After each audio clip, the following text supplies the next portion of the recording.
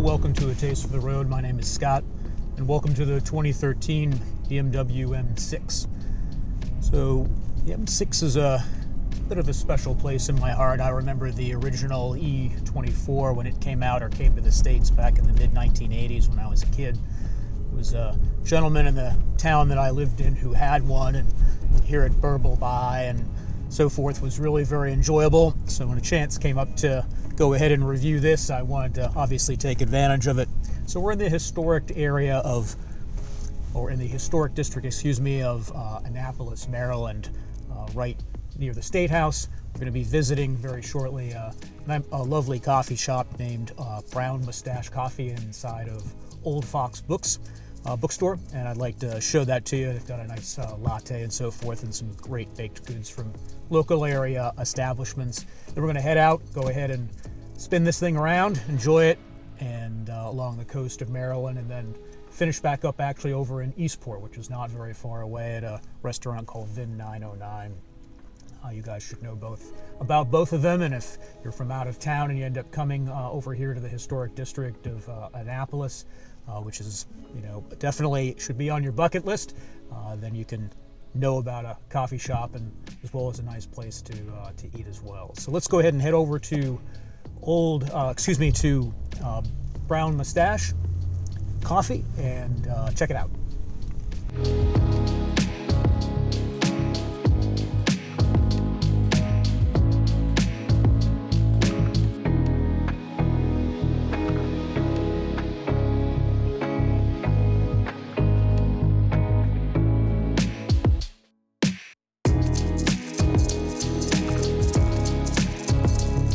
That was a very nice latte and a blueberry muffin that I had back at Brown Mustache earlier this morning.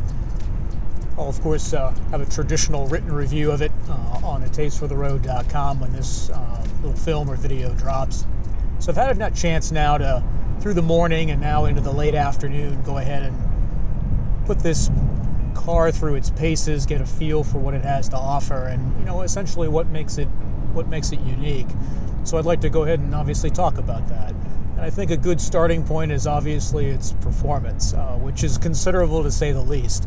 Official figures are 550 horsepower, 500 foot-pounds of torque, That torque comes on at 1,500 and basically is flat to 5,750, and there's no getting around it.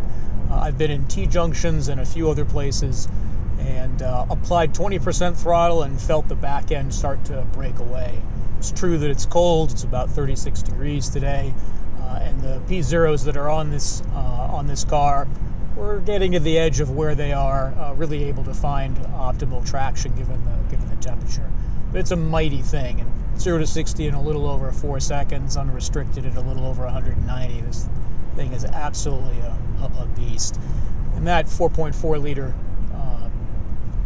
V8 that's up front with two Honeywell twin scroll turbochargers sitting in that bosom is just, again, something that is really mighty and tough not to avoid and to really go ahead and celebrate and put a big smile on your face, as it has for me today. The other thing that I think is worth noting about is actually some of the tech here. So this is actually the first time I've ever used an iDrive system. Heard bad stories about the earlier versions. This one, I believe, is the 4.2. Technically a little bit dated, but it's actually really been quite enjoyable to use, really quite intuitive as well. I haven't had any trouble trying to figure out exactly how to get to things, and that surprised me. I thought that I would need to and had done some prep ahead of time, as I said, because I haven't gone ahead and actually used an iDrive system, but some of the others, competitors such as Mercedes, I have. I think kind of expanding upon that and thinking about this interior, which is really quite a nice place to be. These seats are wonderful, very supportive. BMW, their sport seats in the M division just put together a great seat. It can cool your bottom, it can heat it. Obviously, I don't need to cool it today at 36 degrees on January 10th, but it's there if you obviously want it. The Alcantara on the rooftop is really very, very nice. Discreet carbon fiber everywhere. The stereo system has some nice, what looks like aluminum pieces. Again, even with this black interior, it's discreet and classy. There are, of course, the usual M logos around on the steering wheel and down below, outside, on the door sills, etc., which of course you would expect. And I think M folks would go ahead and be really very disappointed if that was absent. I think, you know, the one area of compromise here for me is around the NVH. So other reviewers, both when this was originally released in 2012, 2013, depending on the market, as well as those afterwards, have noted that there's quite a bit of tire noise that kind of emanates into the cabin. Also some suspension noise as well, and I've definitely felt that today. I do wonder whether the lovely carbon fiber roof is contributing to that a little bit by banging around or adding to the ambient noise a little bit here. And it should be noted, I thought it would be a little bit quieter, and it's not. I think as a GT car, it's good, but it definitely has a more sport orientation, perhaps no surprise. But it is worth definitely noting that if you're looking strictly for a GT car, now used, as this is no longer produced, that this may not be the most optimal choice, but it's still a very enjoyable and nice device to be playing with, even on a cold winter's day.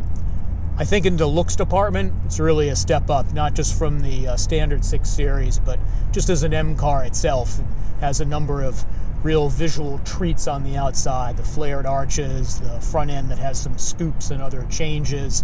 In this particular example, the Sakir, if I'm pronouncing that correctly, orange metallic paint, really pops in the sunshine, and is it's hard to hide if you want to.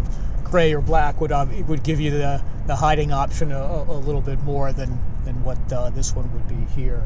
And I think you know, as well, the visibility is quite nice on a practical level. The mirrors work very nicely. They have, of course, the usual M look, which is attractive, at least in my book. And again, the wheels and tire package. This one, the gentleman who owns it switched them to black. But for those that came original or silver, I think, again, both of them can complement the car really very, very nicely.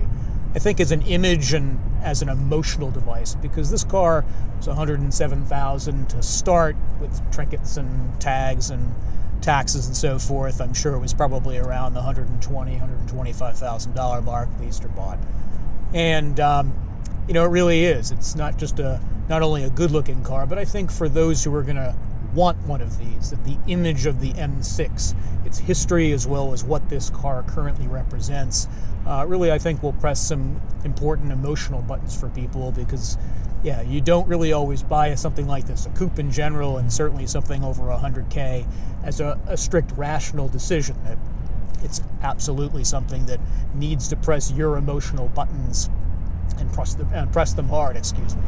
And I think finally, around the topic of value. So this is now technically a used car, and in preparation for this video, I went ahead and searched on Auto Trader and elsewhere at 2013s and then competitor products. So I think the SL 6.3 Mercedes AMG, as well as the Jag XKRS. The standard XKR is a good match, but I think the S is definitely the best match for this particular car.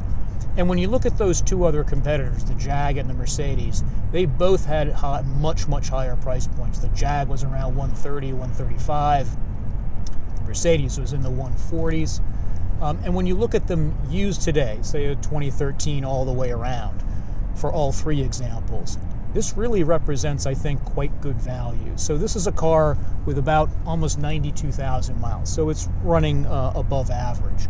But if you look at cars with average miles on it, an average might be, say, 40,000, maybe 35, sometimes 50.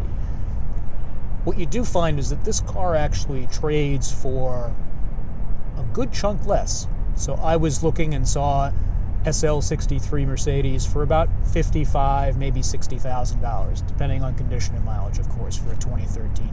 The Jag was in the mid-50s. You found a few a little bit below that.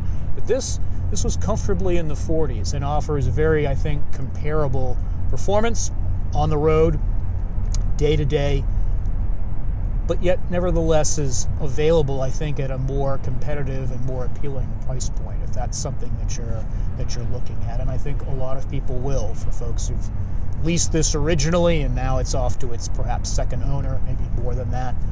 That there are not just good examples out there, but ones where you can get a staggering amount of performance for really, I think, quite a reasonable sum of money, dealing, of course, with the maintenance. And in preparation and looking at the maintenance for this, the V10, the predecessor to this, is a challenge to say the least against your budget and against your checkbook. But this car, not so much. There's standard maintenance. M cars are definitely not inexpensive to service, but none of it's out of control. And the only thing that I saw on the forums was that this car eats brakes, because if you're going to be driving it aggressively in a more assertive manner, at 4,200 pounds, it's a bit of a chubster, and it's going to burn through either the steel discs, which this car has, or the carbon ceramic discs as well. So I think that at this point goes ahead and sums up a bit some of the key features and I think attributes of the car. Let's go ahead and head back into Annapolis, go check out and have dinner at VIN 909. I'd like to share that with you, and then go ahead and wrap it up and bring this video to a close with a bit of summary. So see you there.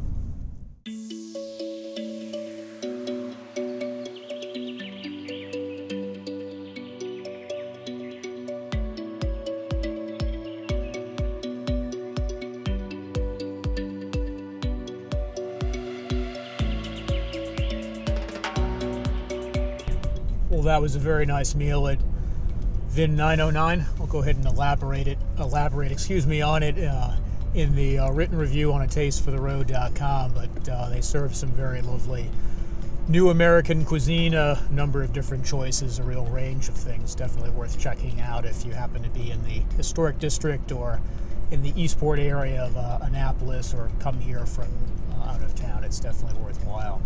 So I think I will go ahead and sign off with you here. It's been a real pleasure to go ahead and get an opportunity to drive this M6 for the day, put some real mileage on it, get a feel for what it has to offer.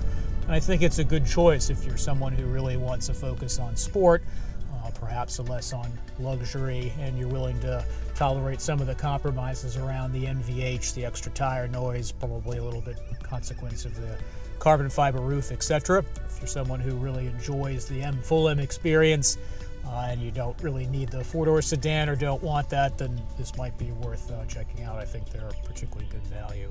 So I'll go ahead and sign off with you here. Hope you enjoyed the video. Please give it a thumbs up if you can. Subscribe if you'd like to be alerted to new videos as they become available. If you don't have a Gmail account, head on over to atastefortheroad.com, sign up for my newsletter, and once a new video and set of reviews drops, I always send that out to the email list. And most importantly, please go out and create your own adventure, either to see something new, or to go ahead and see what you do know in a new way. It's definitely important, and go ahead and share that with us in the comments below so we can build this community. So I think with that, I will go ahead and bid you adieu, and I will see you in the next video. Ciao.